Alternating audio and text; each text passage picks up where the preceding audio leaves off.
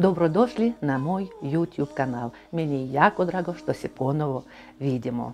Potpisujte se na moj kanal, stavite mi lajkove, meni to puno znači i puno mi je drago kad ja vidim količinu pregleda i količinu potpisnika. Približavaju se novogodišnji i božićni praznici i zato sam odlučila da vam pokažem ono bez čega ne možete da zamislite praznični sto u Rusiji. To su zimske salate, najpopularnije, najpoznatije, spremaju se na najbolji tradicionalni način. Danas ćemo spremiti 3 najljepše, najpoznatije, najpopularnije salate koje su popularne ne samo u Rusiji, već i na teritoriji bivšeg Sovjetskog saveza. Postoji interesovanje za njih i u Srbiji. To je, mi Rusi to zovemo salata olivije, koja za predelom Rusije je poznata kao ruska salata. Još jedna popularnija salata jeste usoljena haringa, slabo usoljena haringa pod bundom. Da, tako interesantni naziv. I treća salata je vinigret, gdje mi koristimo, osnovne sastojke su kiseli kupus i cvekla. Ovog puta nisam izmjeravala gramažu. Obično mi kad spremamo salate u Rusiji, mi to samo gledamo komadiće, povrće koje će nam biti potrebne. Za našu rusku salatu prethodno smo obarili povrće. Obarili smo krompir, šargarepu, obarili smo tvrdo jaja i sve smo posjetili na sitne kockice. Pa ćemo sve da pomiješamo u našoj činjenici.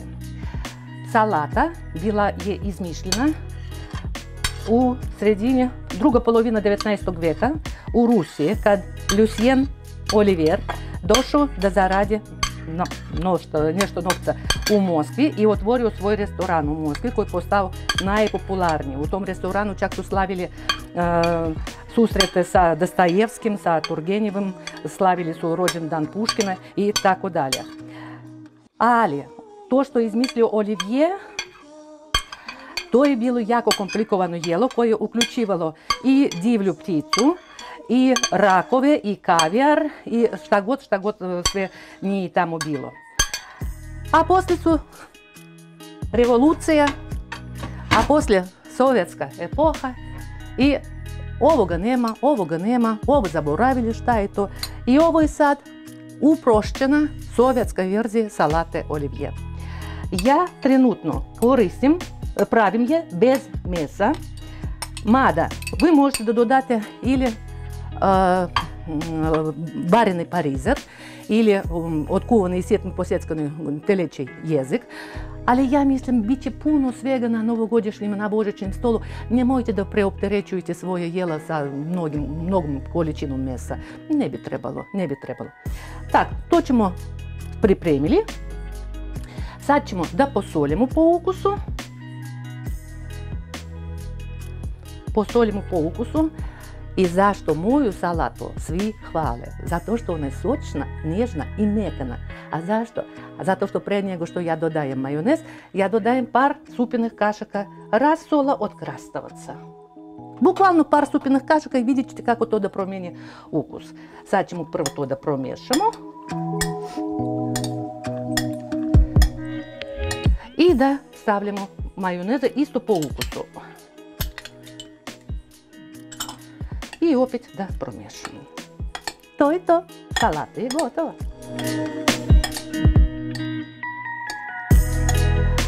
Kad budete promiješali salatu, to je to. Salata je spremna i mora da odstoji 1 sat vremena u frižideru.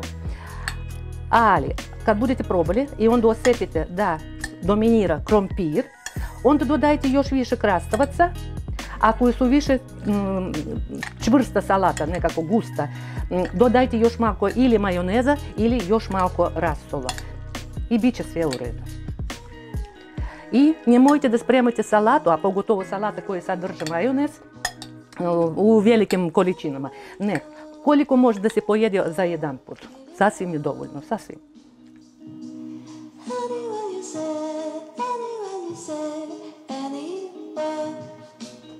Još jedna popularnija salata u Rusiji za zimske praznike jeste vinigret. svi misle da je to iskonno ruska salata.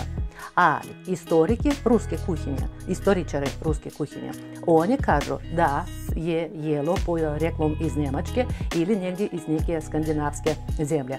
A u Rusiju je stiglo kad Petar I veliki otvorio prozor u Europu. Ali salata tako se svidjela Rusima što ostaje najpopularnije do dan danas.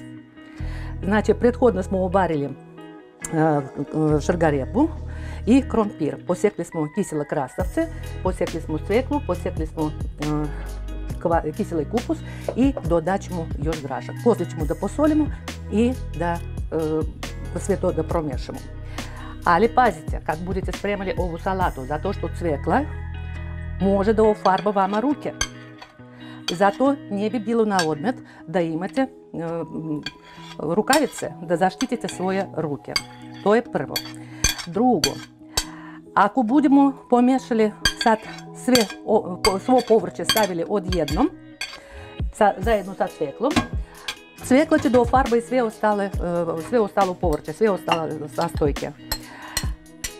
Ako vama ne smeta da salata bude jako izražene crvene boje, možete to tako i da pomiješate. Ali ako hoćete ipak da sačuvate toliko šarenilo, tolike sve različite bojice, onda mi ćemo odvojeno da pouljemo cveklu malkice i da promiješamo i odvojeno da pouljemo ovo povrće. Da posolimo. I sad ćemo da promiješamo prvo osnovno. Vidite kako šareno. Ima i krompirića, i graška, i krastavaca. I kupusa. Joj, kako to će biti lijepo. Neki dodaju luk, crni luk, posjeckani na kolutići ili sitno posjeckani. Ja lično to ne radim. Zašto? Zato što ovdje sve prošlo kulinarnu obradu, a luk je svježi. Znači, kako će da se istakne i on će da dominira, on će da ubije sve ostalo. Tako da, ako budete htjeli da dodate crnog luka, onda ja bih toplo preporučila da ga blanširate sa vrelom vodom sa dodatkom kapljice sirčeta. I eto tako, smo sve promiješali, posolili i sad ćemo da sastavimo. Opet kažem, ne treba salate da pravimo na velike količine, samo ono što možda se pojede u toku dana. Ovdje je sigurno 6-8 dobrih porcija. I sad ćemo da promiješamo. Osnovni sastojci za ovu salatu su cvekla i kiseli kupus. Tako da treba njih da stavite pola-pola. A sve ostalo već kao dekoracija.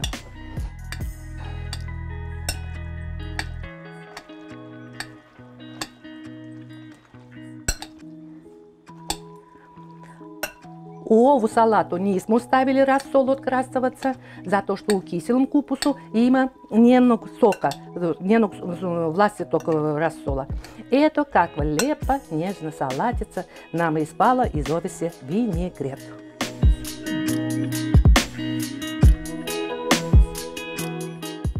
Na redu treća salata koju mi zovemo seljotka pod šuboj.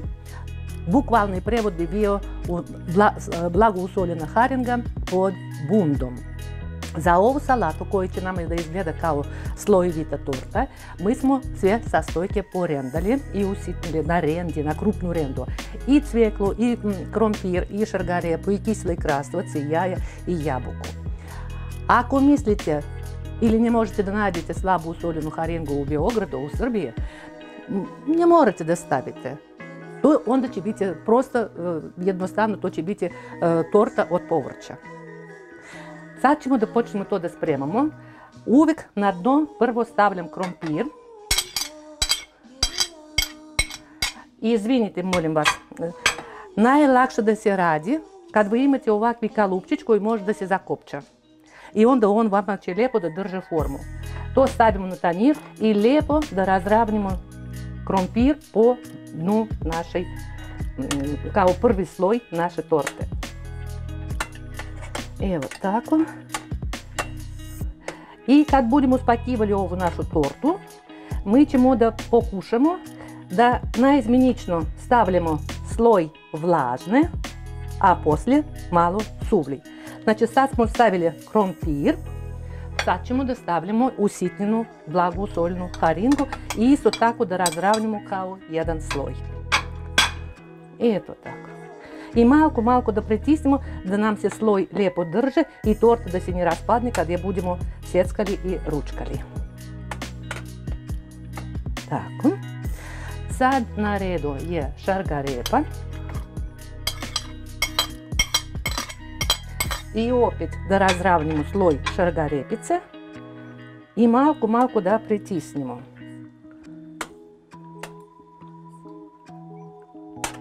Ako se sad ne vidi u toku spremanja, to svi slojevi će lijepo se vidjeti kad budemo posjekli tortu. I sad malko da stavljamo majonezu.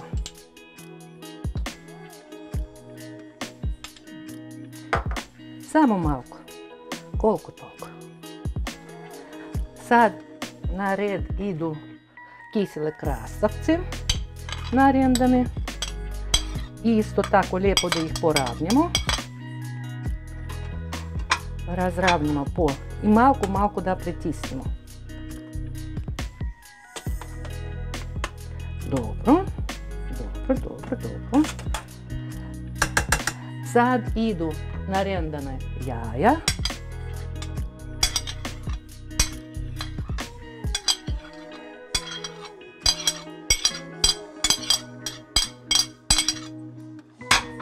I opet da razravnimo i opet da pritisnemo.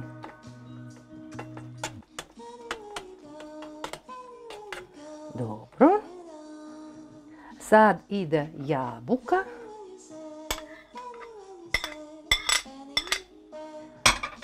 I opet da razravnimo sve to.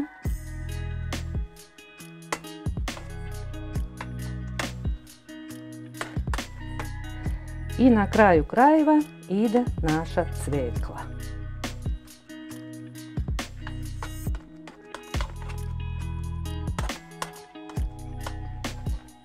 Sad ide naša cvekla.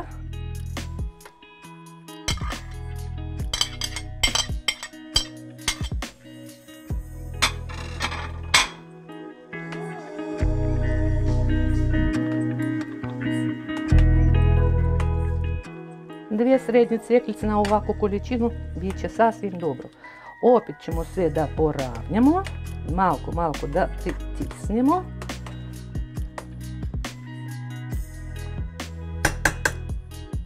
I da pokrijemo sa majonezom, lijepo da razravnimo naš majonez. Završni korak u pripremi naše haringe pod bundom ili tortu od povrća, mi da urendamo odozgo jaja, kao dekoraciju.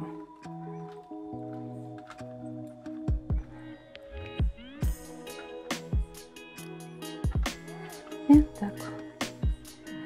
Zato što znate, mi možemo da dekorišemo samo sa tim elementima koje imaju u sastavu jela. To je to. Naša torta je spremna i prije posluženja ona je par sati odstajala u frižideru i zato sam koristila ovaj galupčić, zato što ja preko njega stavljam prijanjujuću foliju. Sad sve to već odstajalo i onda možemo da otvorimo našu tortu i da vam pokažemo kako ona lijepo izgleda. Otvorili smo galup. Vidite kako lijepo se vide svi slojevi i na ukus će biti jako lijepo. Ja lično volim sa haringom, meni to ne smeta, ali bez haringe to će biti torta od povrća za Novu godinu.